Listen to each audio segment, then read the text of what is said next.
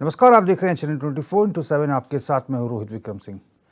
देहरादून से बड़ी खबर है। मलबा और बोल्डर आने से चार धाम यात्रा मार्ग जगह जगह से बाधित हो गया है। मॉनसून के एक हफ्ते के अंदर कई जगह आपदा जैसे हालात पैदा हो गए हैं। यात्रियों को करना पड़ रहा है परेशानियों का सामना। ये बड़ी दिक्कत की बात है। यात्री परेशान हो रहे हैं। पीडब्ल्यूडी की गलतियों का खामियाजा भुगत रहे हैं यात्री। तो जगह जगह यात्रा बाधित हो रही है। तस्वीरों में आप देखिए, पीडब्ल्यूडी की कार्यशैली से यात्री परेशान हैं। मलबा और बोल्डर आने से चारधाम यात्रा मार्ग जगह जगह बाधित हो रही है। मानसून के एक हफ्ते के अंदर कई जगह आपदा जैसे हालात पैदा हो गए हैं। तस्वीरों में आप देख सकते हैं।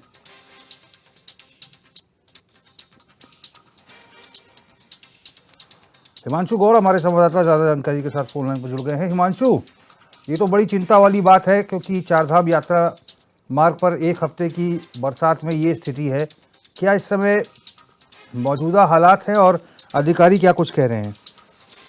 जी बिल्कुल भाई, क्योंकि मानसून ने उत्तराखंड में दस्तक दे दी है और ऐसे में जो है चारधाम यात्रा भी इस समय अपनी चरम पर है और यात्री की जो है बड़ी संख्या में उत्तराखंड पहुंचे हैं। लेकिन चारधाम यात्रा के रूट की जो आलम है वो इस प्रकार से है कि मौसम की जब पहली बारिश हुई है फिर लगभग प्री मानसून ने अभी उत्तराखंड में दस्तक दिया है। क्योंकि अब मानसून की मैं प्रॉपर बात करूं तो जुलाई 15 के बाद जो है प्रॉपर मानसून उत्तराखंड में दस्तक देता है। लेकिन उससे पहले ही जो चारधाम यात्रा रूट है उस पर जगह जगह जो है बोल्डर आ रहे हैं, मलबा आ रहा है और ऐसे में जो है चारधाम यात्रा रूट बिल्कुल प्रभावित हो रहा है। यात्रियों को खासी दिक्कतों का सामना करना पड़ रहा है। लंबे लंबे जो है जाम के जो है खामियाजा लोगों को भुगतना पड़ा है। लंबी कतार में जो जाम लगे हुए, जाम की समस्या लगातार बनी है। मैं बात करूं बद्रीनाथ राष्ट्रीय राजमार्ग की जो पीडब्ल्यूडी विभाग के अंतर्गत इस समय है और कहीं ना कहीं इसमें जो है बड़ी एक भीषण समस्या बनी हुई है। चाहे जो बाइक से आने वाले श्रद्धालु हैं, कार से आने वाले श्रद्धालु, हमेशा एक भय ये बना है कि ऊपर से किसी भी समय जो है बोल्डर गिर सकता है। एक बड़ी चिंताजनक विषय है क्योंकि अभी मानसून ने उत्तराखंड में दस्तक प्रॉपर रूप से दी नहीं है और मौसम विभाग का जो पूर्वानुमान है, जो विक्रम सिंह मौसम महानिदेशक है, उनका ये कहना है कि इस बार जो है सामान्य से 10% अधिक वर्षा उत्तराखंड में होने के आसार हैं और लगातार वो इस बात को लिए भी जनता को अलर्ट कर रहे हैं। सरकार को इस बात के लिए चेता रहे हैं कि आप आपदा जैसी स्थिति इस बार बन सकती है। लगातार रेड अलर्ट जो है मौसम विभाग जारी कर रहा है। लेकिन उससे पूर्व में अगर तैयारी की मैं बात करूं तो तैयारियां जो है दिख नहीं रही हैं क्योंकि चारधाम यात्रा रोड पर जिस प्रकार से बोल्डर आ रहे हैं, मलबा जो आ रहा है, वो एक चिंताजनक विषय अब जो है प्रशासन के लिए बनता जा रहा है। और खासकर क्योंकि मानसून में चारधाम यात्रा का संचालन जो है वो एक बड़ी समस्या प्रशासन के लिए बनता है और इसका किस प्रकार से जो है चारधाम यात्रा का संचालन हो, यात्रियों को किस प्रकार से जानमाल की हानि ना हो। क्योंकि हमने देखा है वर्षों के जो रिकॉर्ड है, जानमाल की हानि या कारों के ऊपर बोल्डर गिरना या बाइक सवारों के ऊपर जो है बोल्डर गिरना एक बड़ी चिंताजनक विषय हालांकि उत्तराखंड के लिए रहा है। लेकिन अभी तक जो है धरातल पर प्रशासन हालांकि तैयारी कर रहा है। आपदा प्रबंधन सचिव की जो है नई नियुक्ति की गई थी लगातार और आपदा विभाग जो है वो स्वयं मुख्यमंत्री पुष्कर सिंह धामी की देखरेख में है और ऐसे में जो है तैयारियां लगातार हैं। और इस समय में बात करूं क्योंकि मुख्यमंत्री पुष्कर सिंह धामी स्वयं अब जोशीमठ दौरे पर है, वहां पर जो है हालांकि उपचुनाव में वो जनसभाओं को संबोधित कर रहे हैं लेकिन रूट वही है। पौड़ी में भी उनके यहाँ जो है उच्च स्तरीय बैठक है और ऐसे में तमाम तैयारियां जो है वो प्रशासन करता हुआ नजर आ रहा है। ये स्थिति क्या ऑल वेदर रोड पे भी है हिमांशु? और ऐसे में ऐसी स्थिति रहेगी तो यात्री कैसे आएंगे? जी बिल्कुल रोहित, जो विजुअल हमने अभी देखे, जो फोटोज हमने देखी, वो चारधाम यात्रा रूट की जो ऑल वेदर रोड जिसकी सरकार बात करती है, चारधाम परियोजना जिसको सरकार अपनी एक बड़ी उपलब्धि बताती है, ये उसी परियोजना की जो विजुअल है। रास्ते के जो रूट में जो जगह जगह पर जो बोल्डर आ रहे हैं, मलबा आ रहा है, उससे पूरा रूट जो है बाधित हो रहा है और कहीं ना कहीं इससे जो है यात्रियों को खासी दिक्कतों का सामना करना पड़ रहा है। क्योंकि अभी मानसून ने उत्तराखंड में मात्र दस्तक दिया है और आने वाले समय में जब मानसून अपने पीक पर होगा उस समय क्या स्थिति बनेगी या यात्रा रूट पर जो है किस प्रकार से जो है बोल्डर आएंगे या किस प्रकार से यात्रा का संचालन हो पाएगा, ये एक बड़ी चुनौती बनेगा खासकर पीडब्ल्यूडी विभाग के लिए। और पीडब्ल्यूडी मंत्रालय क्योंकि हमेशा से उत्तराखंड में चर्चाओं में रहा है। चाहे मैं बात करूं जो है लोक निर्माण विभाग जो कार्यवाही मंत्री है सतपाल महाराज, वो खासकर हमेशा से चर्चाओं में रहे हैं अपनी विभाग की व्यवस्थाओं को लेकर। इस समय अगर इस प्रकार की व्यवस्था आने वाले टाइम तक देखने को मिलेंगी तो और संवेदनशील जो है घटनाएं हो सकती हैं और कहीं ना कहीं जान माल की घटना जो है होने की संभावना जरूर यहाँ पर जताई जा सकती है। क्योंकि जिस प्रकार से बोल्डर अभी से गिर रहे हैं, बड़े बड़े पत्थर जो हैं वो सड़कों पर गिरे हुए हैं, ऐसे में ये चिंताजनक विषय उत्तराखंड के लिए लगातार बनता जा रहा है, खासकर चारधाम यात्रा के लिए अब ये बनता जा रहा है। ठीक है हिमांशु, बहुत बहुत धन्यवाद तमाम जानकारी के लिए। लखनऊ से बड़ी खबर आ रही है। बसपा की नई कार्यकारिणी घोषित हो गई है। राकेश जायसवाल को बनाया गया है जिला उपाध्यक्ष, करण पटेल बनाए गए हैं जिला महासचिव, रामशंकर गौतम को बनाया गया है जिला सचिव। तो नई कार्यकारिणी बसपा की घोषित हो गई है, जिसमें बहुत सारे लोगों को जिम्मेदारियां मिली हैं। करण पटेल को जिला महासचिव बनाया गया है, इसके साथ ही रामशंकर गौतम को जिला सचिव बनाया गया है। और ये नई कार्यकारिणी देख सकते हैं घोषित हुई है। राकेश जायसवाल को बनाया गया है जिला उपाध्यक्ष। प्रदीप आनंद श्रीवास्तव हमारे यूपी हेड फोन लाइन पर जुड़ गए हैं ज़्यादा जानकारी के साथ। प्रदीप जी, नई कार्यकारिणी घोषित हुई है, किन किन लोगों को प्रमुखता से उसमें जिम्मेदारी मिली है? देखिए रोहित जी, जिस तरह से जो समर्पित कार्यकर्ता हैं, जो समर्पित लोग हैं, उनको लिस्ट में जगह जो है मिलनी तय थी और उसी के अकॉर्डिंग इस जगह को सुनिश्चित किया गया है। अगर हम बात करें तो निश्चित रूप से तमाम ऐसे कार्यकर्ता हैं, तमाम ऐसे जुड़े हुए लोग हैं जिन्होंने बहुत ही मेहनत किया है, जिनके ऊपर आप विश्वास कर सकते हैं। तथ्यों के साथ जो है वो अपनी बातों को करते हैं, और चाहे वो सरकार की बात हो या फिर संगठन की बात हो, किसी भी लेवल की कोई भी बात हो, उसको बहुत ही जिम्मेदारी के साथ करते हैं। तो ऐसे लोगों को जगह दिया गया है और ऐसे लोग ही इस लिस्ट में नजर आ रहा है। ठीक है प्रदीप जी, बहुत बहुत धन्यवाद तमाम जानकारी के लिए। लखनऊ से बड़ी खबर है। लखनऊ का हेरिटेज जोन बना अतिक्रमण जोन। छोटे इमामबाड़े के पास फैला भारी अतिक्रमण, गंदगी से हेरिटेज जोन की बिगड़ रही सूरत। ऐसी ऐतिहासिक इमारतों के आसपास भारी गंदगी, घंटाघर से लेकर छोटे इमामबाड़े तक रोज लगता है जाम।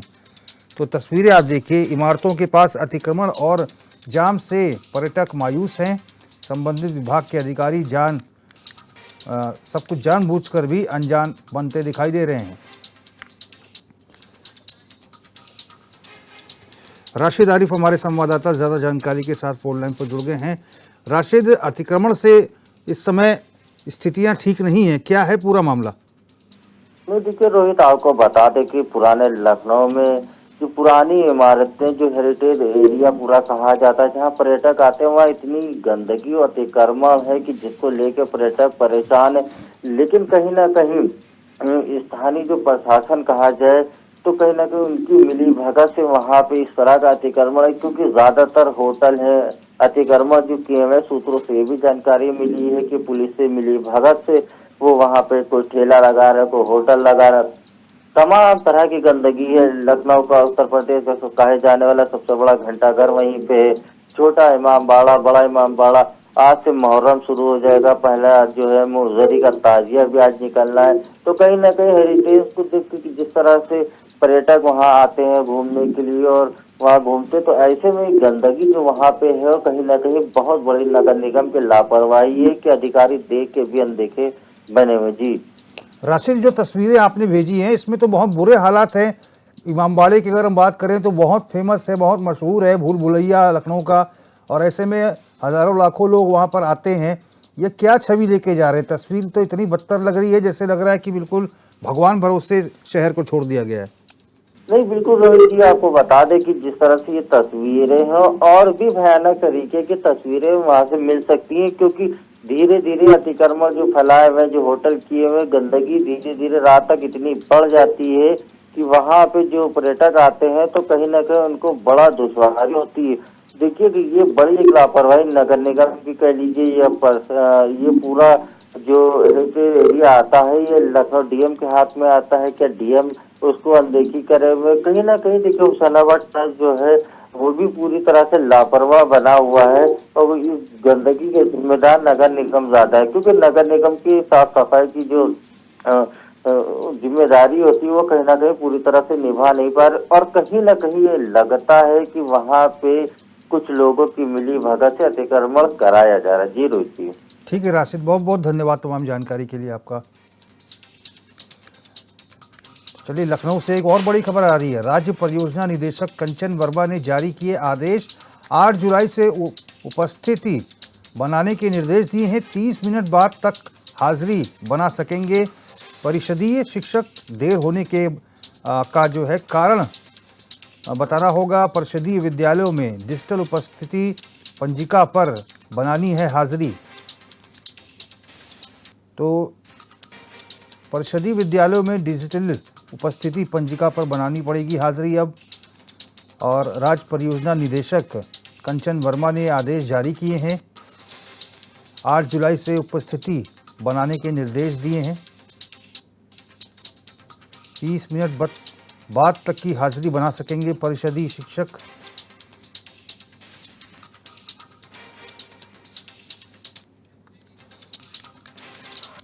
लखनऊ से बड़ी खबर और आ रही है। नगर निगम की बड़ी लापरवाही सामने आई है। एक बार फिर हुआ सड़क पर 15 से 20 फीट गहरा गड्ढा। पहले भी पावर हाउस रोड पर हो चुके हैं 3 गड्ढे। कभी भी हो सकता है बड़ा हादसा। तो नगर निगम ने किया जल्द निर्माण कराने का दावा। तस्वीरों में आप देखिए, पूरे रास्ते को बैरिकेड करके रोका गया है। ये देखिए तस्वीर में किस तरह से सड़क के बीच में सड़क बिल्कुल एकदम धंस गई। फिलहाल पूरे रास्ते को बैरिकेडिंग लगाकर सुरक्षा दीवार बना दी गई है। इससे पहले भी इस प्रकार की तस्वीरें आई थी।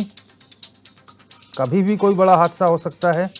15 से 20 फुट तक का ये गड्ढा बताया जा रहा है।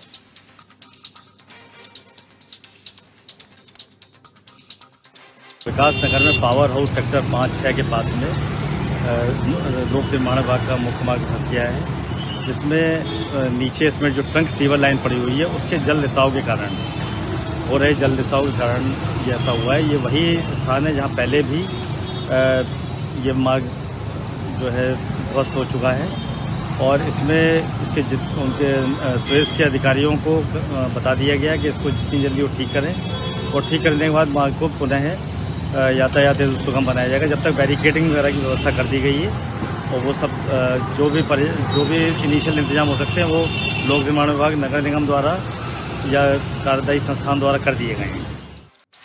इटावा से बड़ी खबर है। डीएम की फर्जी फेसबुक आईडी बनाने का मामला सामने आया है।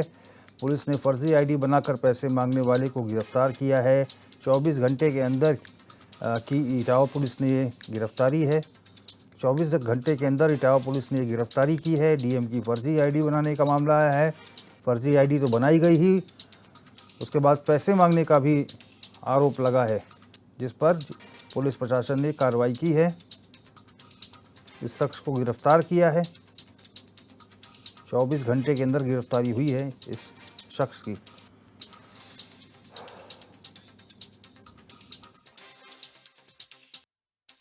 जिलाधिकारी इटावा का जो है फर्जी आईडी इस्तेमाल करके तथा उनका फ़ोटो इस्तेमाल करके जो है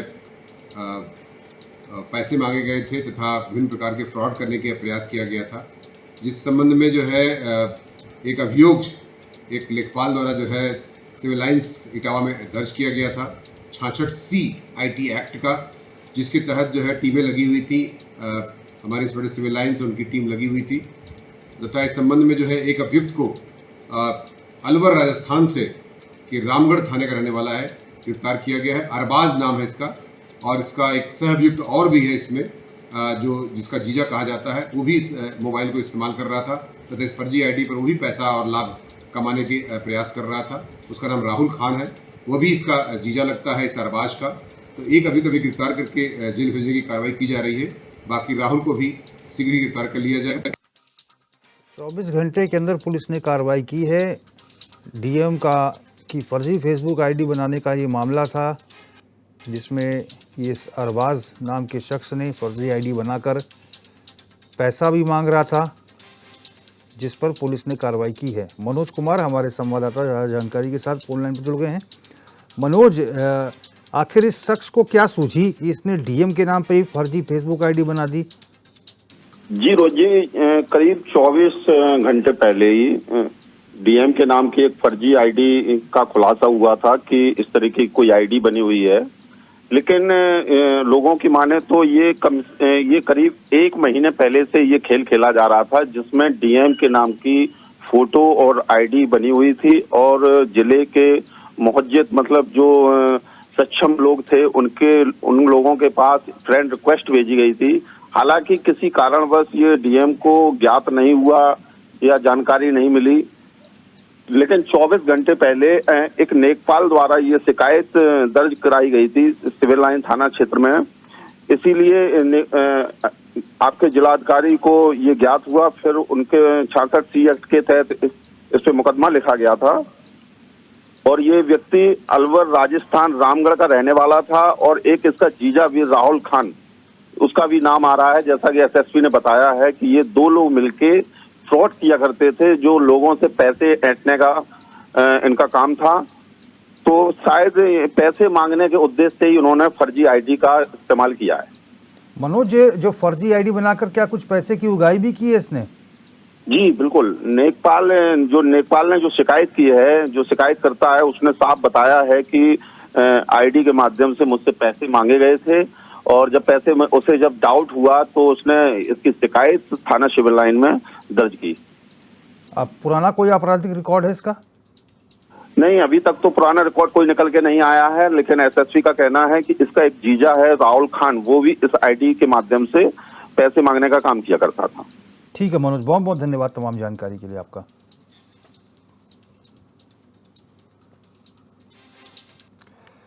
उप मुख्यमंत्री ब्रजेश पाठक कल मेरठ दौरे पर थे, जहां उन्होंने स्वास्थ्य विभाग की समीक्षा बैठक की। सीएमओ ने डिप्टी सीएम के लिए मंच पर अपनी कुर्सी लगवाई। मंच पर स्पेशल कुर्सी देखकर डिप्टी सीएम भड़क गए, जिसके तुरंत बाद मंच से कुर्सी हटाई गई।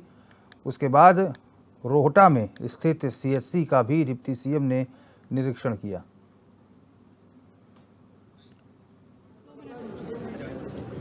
मेरठ मंडल के सभी अस्पतालों की, इसके अलावा मेडिकल कॉलेजेस जो मेरठ मंडल में है, सबकी हमने बिंदुवार समीक्षा की है।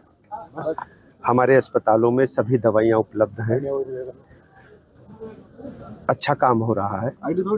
जो पद खाली हैं चिकित्सकों के, उनको जिलाधिकारी महोदयों को इस बात का अधिकार दे दिया गया है कि वॉक-इन इंटरव्यू के माध्यम से मुख्य चिकित्सा अधिकारी के साथ बैठ करके पद निकालें, विज्ञापन निकालें और उनकी तत्काल भर्ती करें। प्राइवेट अस्पतालों में हमारा ये स्टैंडिंग आदेश है कि कोई भी हॉस्पिटल जो अहर्ता पूरी नहीं करता है उसको सील करें, उनके खिलाफ कड़ी कार्रवाई। उत्तर प्रदेश सरकार के उच्च शिक्षा मंत्री योगेंद्र उपाध्याय का बड़ा बयान सामने आया है। पेपर लीक पर विपक्ष के सरकार को घेरने पर कहा कि पहले की सरकार में उत्तर प्रदेश में पेपर लीक होते थे। पहले संगठित होकर विपक्ष के लोग यह काम करते थे, लेकिन अब जब से प्रदेश में योगी सरकार आई है, तब से पेपर लीक की एक दो खबरें ही सामने आती हैं। उन्होंने कहा कि जब से मैं इस पद पे हूँ, तब से एक ही पेपर लीक होने की खबर आई है। उसके बाद से पूरे सिस्टम को टेक्नोलॉजी से जोड़ दिया गया है।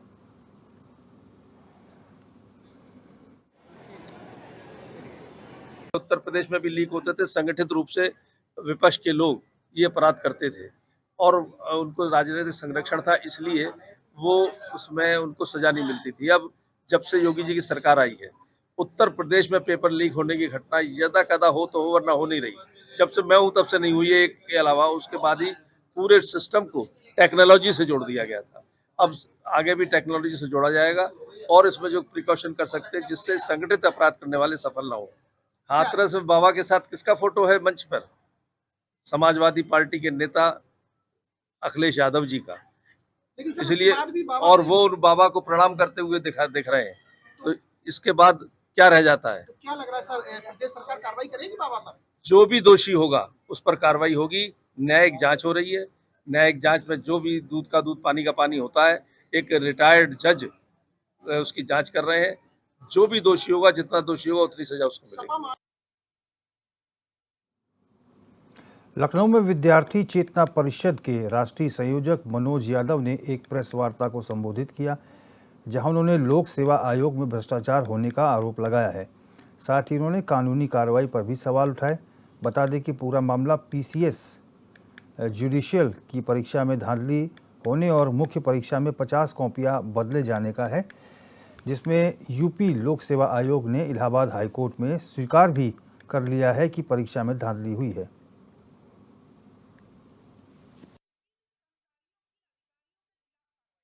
प्रदेश लोक सेवा आयोग में जो भ्रष्टाचार की जड़ें हैं वो बहुत गहरी है और सरकार चुन करके किसी पॉइंट पर काम कर रही है। भ्रष्टाचार हो रहा है। अभी उत्तर प्रदेश लोक सेवा आयोग द्वारा ये हलफनामा दिया गया हाई कोर्ट में कि 50 कापियां बदली गई।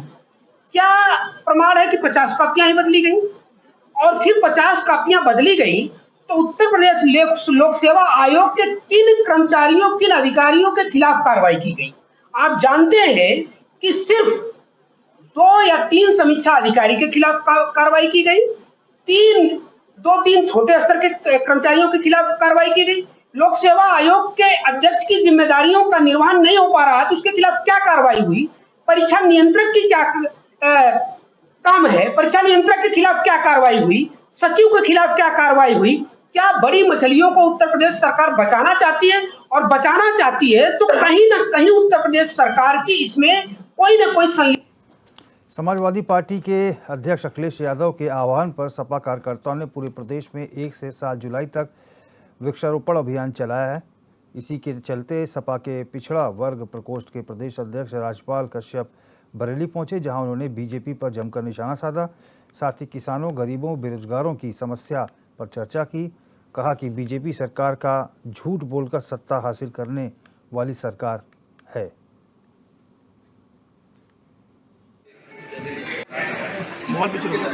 भविष्य में सरकार को सबक लेना चाहिए, जो भी दोषी है उन पर कार्रवाई करना चाहिए और भविष्य के लिए सबक लेते हुए ऐसे आयोजनों में ऐसी व्यवस्था सुनिश्चित करनी चाहिए कि कोई घटना न घटने पाए। और सरकार अगर ये अलर्ट होती, सरकार ने सबक लिया होता और सरकार जागरूक होती, सरकार जनता के प्रति जवाबदेही होती तो वो जरूर, उनकी इंटेलिजेंस कहाँ थी, उनकी एलआईयू कहाँ थी, कहाँ सरकारी तंत्र था? जब इतनी भीड़ इकट्ठा थी तो वहाँ व्यवस्थाएं करनी चाहिए थी। सरकार के फेल्योर है। और जब घटना घट गई तो अस्पतालों में दवाई नहीं, एम्बुलेंस नहीं, सही टाइम पे अगर घटना घटने के बाद इनका प्रशासन और शासन सही टाइम पे सारी चीज़ें उपलब्ध होती तो बहुत सी लोगों की जानें और बचाई जा सकती थी। ये सरकार। शाहजहांपुर के पुवाया थाना क्षेत्र के एक गांव की सड़क बारिश में दलदल में परिवर्तित हो गई, जिसकी वजह से वहां के लोगों का आना जाना तक मुश्किल हो रखा है।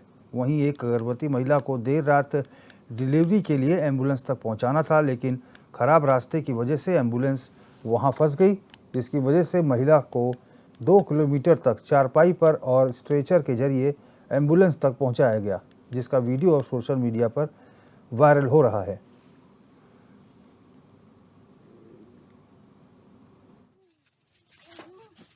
प्रशासन से मांग कर रहा हूं कि देखो जी, हमारे एम्बुलेंस आज आई, घर तक नहीं पहुंच पाई क्योंकि हमारे रोड रास्ता बहुत खराब है। गर्भवती औरत होने के नाते उसे हमें चारपाई पे उठा के 2 किलोमीटर दूर तक हमें घर से एम्बुलेंस तक उसे पहुंचाया गया। सरकार से, प्रशासन से हमारी यही मांग है कि हमारा रोड पक्का मुहैया करवाया जाए। हम लोग यही बहुत उम्मीद के साथ प्रशासन से मांग करते हैं कि हमारे ना बच्चे स्कूल जा रहे हैं, ना कोई गाड़ी स्कूल भरी आ रही है, क्योंकि बच्चों की पढ़ाई वो भी खराब हो रही है। मैंने सड़कों का जाल बिछा दिया है हर जगह। 17 से पहले जो हमारे पुवाएं की सड़कों की दुर्दशा थी, ये किसी से छुपा नहीं है। अगर कोई भी व्यक्ति पुवाया से बंडा जाता था तो शाम को बीमार हो जाता था। आज भी सड़क उधरा का एक वीडियो वायरल हुआ है, और जो वीडियो वायरल हुआ है ये मैंने भी देखा है। बहुत सी ऐसी जगह अभी काम होना बाकी है, तो जहाँ पर सड़कें नहीं बनी हैं और सड़कों की आवश्यकता है, मेरा प्रयास है कि धीरे धीरे हर जगह मैं संपर्क मार्ग बनवा दूंगा। रोहित पांडे हमारे संवाददाता ज़्यादा जानकारी के साथ फोन लाइन पर जुड़ गए हैं। रोहित, सड़क की स्थिति क्या बहुत बुरी है इस समय? क्या उस पर चला नहीं जा सकता? जी देखिए, मैं आपको बता दूं कि इस टाइम भारी बारिश हो रही है। शाहजहांपुर में 4 दिन से लगातार बारिश हो रही है। पर जहां का ये मामला है, ये शाहजहांपुर की पुवाया तहसील है। जो ब्लॉक है बंडा, उसके गांव उधरा का मामला है। वहां पर रोड नहीं है, ये कच्चा रास्ता है, जिससे कि बारिश होने के लगातार कारण से ये जो रास्ता है वो बिल्कुल ही कीचड़ और दलदल में धंस चुका है। तो वहां पर जो गर्भवती महिला थी उस गाँव की, उसके पति जितेंद्र, ये महिला का नाम रविता है, जितेंद्र उसे चारपाई पर उसके घर वाले लेकर आए और एम्बुलेंस तक पहुंचा सके, क्योंकि एम्बुलेंस वहां पर नहीं जा सकती थी। इस मामले का वीडियो सोशल मीडिया पर वायरल हुआ और हमने विधायक से बात की तो विधायक का कहना है कि हमने रोडों को काफी बनवाया है, काफी विकास हुआ है, लेकिन जो उतरा की रोड रह गई इसका भी निरीक्षण करेंगे, जल्द से जल्द इस रोड को बनवाएंगे। ठीक है रोहित, बहुत बहुत धन्यवाद तमाम जानकारी के लिए। इस बुलेटिन में फिलहाल मेरे साथ बस इतना ही। देश और प्रदेश की तमाम बड़ी खबरों के लिए आप देखते रहिए चैनल 24/7।